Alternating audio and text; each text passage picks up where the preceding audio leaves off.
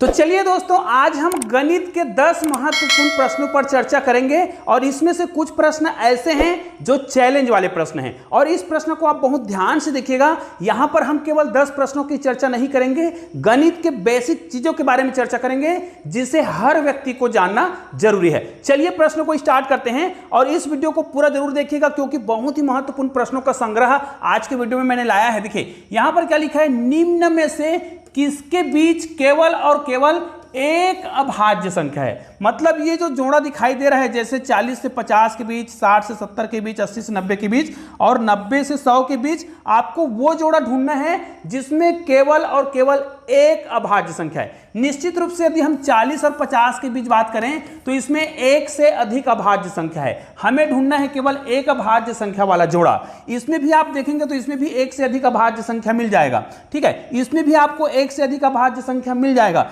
लेकिन 90 और 100 के बीच केवल और केवल एक ही अभाज्य संख्या है और वो अभाज्य संख्या है 97। निश्चित रूप से हमारा जो उत्तर है वो कौन सा होगा, डी होगा। इनको आप चेक कर सकते हैं। कुछ लोग बोलते हैं कि 99 क्या है, एक अभाज्य संख्या। भाई ये भाज्य संख्या है, ये 9 से ही भाग जाता है और 11 से ही भाग जाता है। तो पहला प्रश्न तो हमें समझ आ गया कि इनका जोड़ा दिया जाए तो हमें केवल 90 और 100 के बीच में एक अभाज्य संख्या मिलेगा, वो कौन सा है, 97। अगले प्रश्न की ओर चलते हैं। इस प्रश्न में आपको क्या करना है, जोड़ा बताना है। ध्यान दीजिएगा, अगला संख्या क्या होगा, यहां पर संख्या क्या होगा, जबकि इसमें आपको एक क्रम दिया हुआ है। यहां पर भी क्रम दिया है, यहां क्रम दिया है, यहां पर दिया है। तो यहां पर कौन सा संख्या दिया हुआ है, ऑप्शन में 26, 27, 29 और 33 दिया हुआ है। तो भाई इसमें आपको पैटर्न को ढूंढना होगा। तो कौन सा पैटर्न इसमें छुपा हुआ है, देखिए 9 में यदि हम 4 जोड़ दें तो कितना होता है, 9 और 4 कितना होता है, 13। फिर 13 में यदि हम 4 जोड़ दें तो कितना होता है, 17। फिर 17 में यदि हम फिर से 4 जोड़ दें तो कितना हो जाएगा, 21। 21 में फिर से यदि हम 4 जोड़ दें तो कितना हो जाता है, 25। निश्चित रूप से अगली संख्या जो है 25 में 4 जोड़ने पर आएगा और 25 में 4 जोड़ने पर क्या आएगा, 29 आएगा।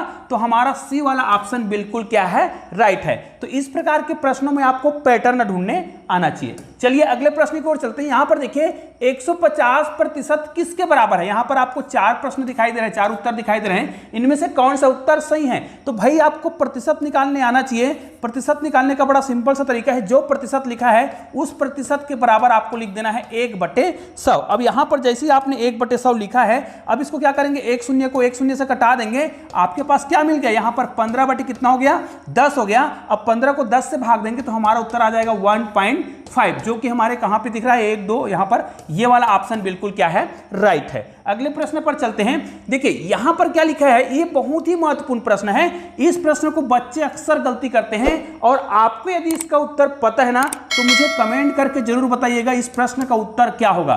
ऋण 1 को ऋण 1 से 100 बार गुना किया जाए। ध्यान दीजिएगा, ऋण 1 को ऋण 1 से 100 बार गुना किया जाए तो कौन सा उत्तर आएगा, उसका उत्तर क्या होगा। यहां पर ऋण 1 लिखा है, 1 लिखा है, 100 लिखा है और ऋण 100 लिखा है। कौन सा उत्तर सही है, आप लोग कमेंट जरूर कीजिएगा। और ऐसे ही शानदार वीडियो के लिए आपने चैनल को अभी तक सब्सक्राइब नहीं किया ना, तो चैनल को सब्सक्राइब करके आपको बेल आइकन को प्रेस करना है और ऑल को टच करना है। और हाँ, आपको किस प्रकार के वीडियो चाहिए मुझे कमेंट करके जरूर बताइएगा। अब देखिए इस प्रश्न को बनाते हैं। प्रश्न में स्पष्ट है कि भाई यहां पर क्या लिखा है, ऋण 1 को, है ना, ऋण 1 को ऋण 1 से अगर 100 बार गुना किया जाए तो चलो हमने ऋण 1 लिख दिया और ऋण 1 से कितने बार गुना करना है, 100 बार। इसका मतलब ये है ऋण 1 से आप इसको 100 बार गुना करेंगे। ठीक है, ऋण 1 को ऋण 1 से हमने 100 बार गुना किया ना, तो इसका उत्तर कितना आएगा, यही तो आपको बताना है। तो हमको एक चीज पता है, ध्यान दीजिएगा, कोई भी जो ऋणात्मक संख्या होता है उसको जब हम सम बार गुना करते हैं, अभी 100 क्या है,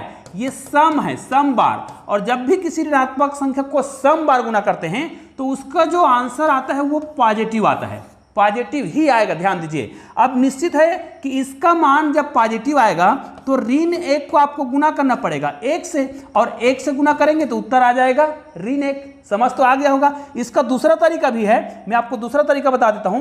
देखिए इसको हम क्या कर सकते हैं, यहां पर मैं इसको और आपको बता रहा हूं कि इसका दूसरा तरीका क्या है। ध्यान दीजिएगा, ये बहुत ही महत्वपूर्ण मेथड है और बहुत ही महत्वपूर्ण प्रश्न भी है। इसका दूसरा तरीका यह है भाई कि आप क्या करिएगा, ऋण 1 को लिखा है ना, ऋण 1 को ऋण 1 से कितने बार गुना करना है, 100 बार। ठीक है, अब ये अगर आपको समझ नहीं आता है इस मेथड से तो देखिए ऋण 1 और यहां पर क्या लिखा है, ऋण 1, इसका 100 है।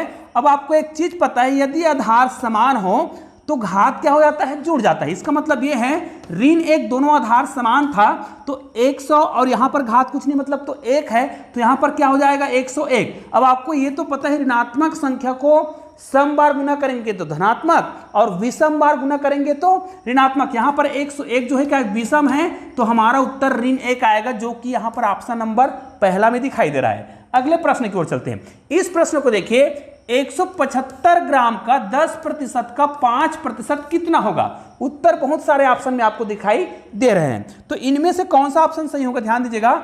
आपको 175 लिखना है और का मतलब गणित की भाषा में होता है गुना। यहां पर 10% लिखेंगे और यहां पर लिखा है का मतलब गुना और यहां पर लिखेंगे 5%। अब प्रतिशत का मतलब हमको समझ आता है, यहां पर 175 गुणित 10 बटे क्या लिखेंगे, यहां पर 100 गुणित यहां पर क्या लिखेंगे 5 है, ये 5 बटे क्या लिखेंगे 100।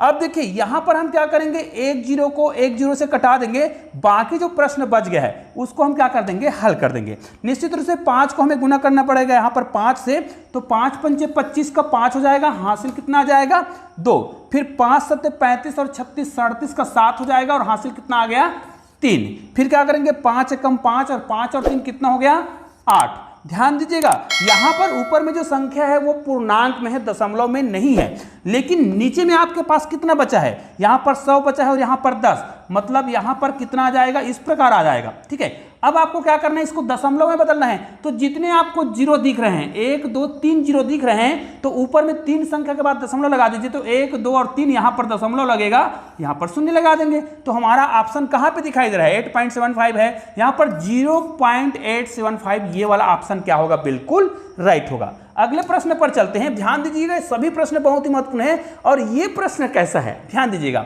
यहां पर इस प्रश्न को कैसे बनाएंगे। चलो हमको एक चीज तो पता है, जब भी हम प्रश्न बनाते हैं तो कोष्टक को पहले हल करते हैं। बोडामास का नियम कहता है कि आप कोष्टक को पहले हल करिए। कोष्टक को पहले हल करेंगे तो यहां पर कितना आएगा 0.9 है और ये भाग है। ठीक है, यहां पर कितना आएगा 0.9 को 0.9 से गुना करेंगे तो 3 तिया 9 आएगा। ठीक है, लेकिन दशमलव यहां पर एक अंक के बाद दशमलव, यहां पर भी एक अंक, तो टोटल 2 अंकों के बाद दशमलव आएगा। तो यहां पर आप क्या करेंगे, एक अंक तो ये खुद हो गया, एक जीरो लगाएंगे और दशमलव लगाएंगे, फिर इतना आएगा। अब इसको आपको क्या करना है, भाग देना है। मतलब इसको जब आप हल करेंगे तो 0.9 होगा और भाग का मतलब तो बटे होता है, तो यहां पर 0.09। अब इसको हल करेंगे तो ध्यान दीजिएगा यहां पर आपको बहुत सावधानी पूर्वक दशमलव हटाने होंगे। इसको दशमलव हटाने के लिए क्या करेंगे, इसके नीचे में आप क्या करिएगा, जितने अंक के बाद दशमलव है उतना इसका क्या करेंगे 10 से भाग देंगे। उसी प्रकार आपको क्या करना है, अगर नीचे में देखिए नीचे में क्या है, इसमें दशमलव हटाना है, तो इसके ऊपर में हल करेंगे। तो यहां पर 1 2 है तो आपको ऊपर में 100 से गुना करना पड़ेगा और नीचे में आपको 9 लिख देना है। अब आपका प्रश्न बन गया है। अब इसका उत्तर कैसे आएगा, ध्यान दीजिए यहां पर आप इसको क्या करिएगा, हल कर सकते हैं। अब ये तो 9 से कट जाएगा। अब यहां पर देखिए 10 और 100 है, तो यहां पर कितना हो जाएगा 10 दहम 100। ऐसा लग रहा था कि इसका उत्तर जो है दशमलव में आने वाला है, लेकिन हमारा उत्तर कितना आ गया है 10 आ गया है। मतलब यहां पर ऑप्शन सी में जो आपको उत्तर दिख रहा है बिल्कुल परफेक्ट है। अगले प्रश्न की ओर चलते हैं। यहां पर देखिए हमें जो प्रश्न दिया गया है उसमें स्पष्ट लिखा हुआ है 15 माइनस 15। ठीक है, उसके बाद भागित लिखा है फिर 15 गुणित 6, इसमें दिया है बराबर x। तो आपको इस x का मान कितना होगा बताना है, मतलब इसको हमें हल करना है। और हल करने का हमें तरीका पता है, यदि हमें भाग की संक्रिया दिया हो तो बोडामास का नियम कहता है कि भाग की संक्रिया को पहले हल करेंगे। तो चलो भाग की संक्रिया को पहले हल करते हैं। तो यहां पर हम लिखेंगे 15, फिर यहां पर माइनस, यहां पर 15 लिखेंगे, भाग की संक्रिया को गुना में बदलेंगे तो एक हो जाएगा 1/15 हो जाएगा। ध्यान दीजिए 6 को आपको नीचे नहीं ले जाना है, ये गुना लिखा है तो गुना ही करेंगे, यहां पर 6 लिखेंगे। अब क्या करेंगे 15 और 15 तो कट जाएगा, यहां पर अभी भी लिखा है 15 माइनस अब 6 से बच गया, तो 15 में आपको 6 घटाना है तो उत्तर कितना आएगा 9 आएगा। इनमें कोई भी ऑप्शन में आपको 9 दिखाई दे रहा है उसको टिक लगा दीजिए। ऑप्शन ए में हमारा उत्तर छुपा हुआ है, ये हो गया। अगले प्रश्न पर चलते हैं। ध्यान दीजिएगा ये सभी प्रश्न बहुत ही महत्वपूर्ण है। यहां पर देखिए क्या बोल रहा है 25 के बराबर नहीं है। इनमें से आपको वो ढूंढना है जो 25 के बराबर नहीं है, मतलब इसको हल करने पर 25 नहीं आना चाहिए। चलिए देखते हैं। यहां पर देखिए पहला लिखा है 50 में आपको माइनस करना है 100 को 4 से भाग देने के बाद। 100 को 4 से भाग देंगे मतलब 100 का 4 भाग करेंगे तो निश्चित रूप से यहां पर कितना आएगा 25 आएगा, और 50 में 25 घटाएंगे तो 25 आएगा। ये तो ऑप्शन आ गया 25। हमें क्या ढूंढना है जो 25 के बराबर नहीं है। इसको हल करते हैं। यहां पर क्या लिखा है 20 लिखा है, और 20 को आपको भाग देना है 4 से तो कितना हो जाएगा 5 आएगा, और इसमें जोड़ना है तो यहां पर कितना आएगा ये भी 25 आ गया।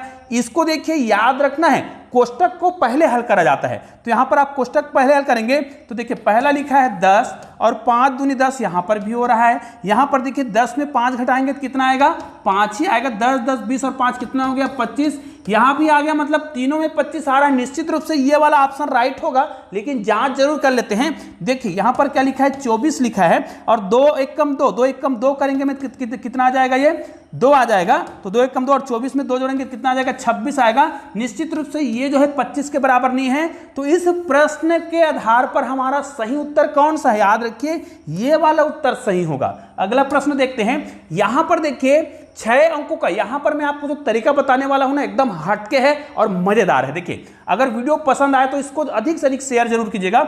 यहां पर देखिए 6 अंकों का सबसे बड़ी संख्या सबसे छोटी संख्या है, और 4 अंकों की सबसे बड़ी संख्या का अंतर आपको निकालना है। इसमें मैंने ऑप्शन नहीं लिखा है क्योंकि मैं आपको बेस्ट तरीका बताने वाला हूं। तो आपको 6 अंकों की सबसे छोटी संख्या लिख लेना है। तो मैं छोटी संख्या लिखूंगा तो क्या होगा 6 अंकों की सबसे छोटी संख्या, एक संख्या तो यह हो गया 2 3 4 5 और 6, ये 6 संख्या की सबसे छोटी संख्या हो गया। अब देखिए यहां पर क्या लिखा है 4 अंकों की सबसे बड़ी संख्या। तो 4 अंकों की सबसे बड़ी संख्या मतलब 1 2 3 और 4। अब इसको हल कैसे करेंगे, अंतर निकालना है तो हल कैसे करेंगे। इसको घटाने में हमें क्या होती है असुविधा होती है। तो हम क्या करेंगे, ध्यान दीजिए, जो मैं तरीका बता रहा हूं ना वो बहुत ही शानदार तरीका है। आप क्या करिए, घटाने की जब भी संक्रिया करें, ध्यान दीजिएगा, इसमें आपको घटाने की संक्रिया दिया जाए तभी इस ट्रिक का प्रयोग करेंगे। जोड़ की संक्रिया में इस ट्रिक का प्रयोग नहीं करेंगे। हमको पता है घटाने में थोड़ा असुविधा हो रही है, हम क्या करेंगे दोनों ही संख्या में समान संख्या को या जोड़ें या फिर घटाएं। तो हमें नीचे को सरल करना है, तो यहां पर हम अगर 1 जोड़ें तो ये हमारा प्रश्न सरल हो जाएगा, मतलब ये क्या बन जाएगा शून्य वाला संख्या बन जाएगा। तो इसमें भी 1 जोड़ना पड़ेगा। तो देखिए इसमें कितने हैं 1 है, और 1 2 3 4 5 जीरो है, तो 4 जीरो लगाएंगे। मतलब हम क्या करेंगे इसको हल करेंगे तो 1, उसके बाद 1 2 3 और 4 जीरो लगाएंगे और 1 लिख देंगे, हो गया। इसमें जैसे ही 1 जोड़ेंगे तो ये क्या हो जाएगा शून्य हो जाएगा, शून्य हो जाएगा, शून्य हो जाएगा और शून्य हो जाएगा। उसके बाद यहां पर 1 आ जाएगा, क्योंकि जैसे ही आप क्या करेंगे 9999 में 1 जोड़ेंगे तो वो क्या हो जाएगा 10,000 हो जाएगा, जो कि हमने लिख रखा है इकाई, दहाई, सैकड़ा, हजार, 10,000।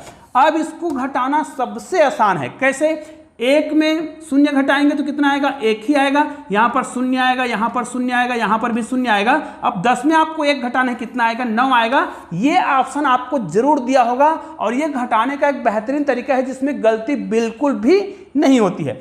चलिए पहले प्रश्न की ओर चलते हैं। ये हमारा बहुत ही महत्वपूर्ण प्रश्न है। इसमें आपको x का मान बताना है। यहां पर भी आपको 4 ऑप्शन दिए रहेंगे, लेकिन मैंने ऑप्शन नहीं लिखा है क्योंकि मैं आपको बेसिक तरीका बता रहा हूं। इसको हल करेंगे तो क्या हो जाएगा, ये x का स्क्वायर हो जाएगा और इन दोनों का गुना हो जाएगा। तो 25 गुना कितना हो जाएगा 196 हो जाएगा। तो x का मान निकालेंगे तो इसको हम इस प्रकार लिख सकते हैं। तो यहां पर 25 गुना कितना हो जाएगा 196 हो जाएगा। फिर इसको हम तोड़ देंगे 2 भागों में, तो यहां पर क्या हो जाएगा 5 गुणित 5 हो जाएगा, और ये कितना हो जाएगा, ये हो जाएगा 14 गुणित 14। ठीक है, ये भी 2 बार आया है, ये भी 2 बार आया है, और दोनों बाहर निकल जाएगा तो x का मान निकल जाएगा। तो x का मान कितना आया, यहां से 5 निकलेगा और यहां से 14 निकलेगा, है ना, 14 है ये।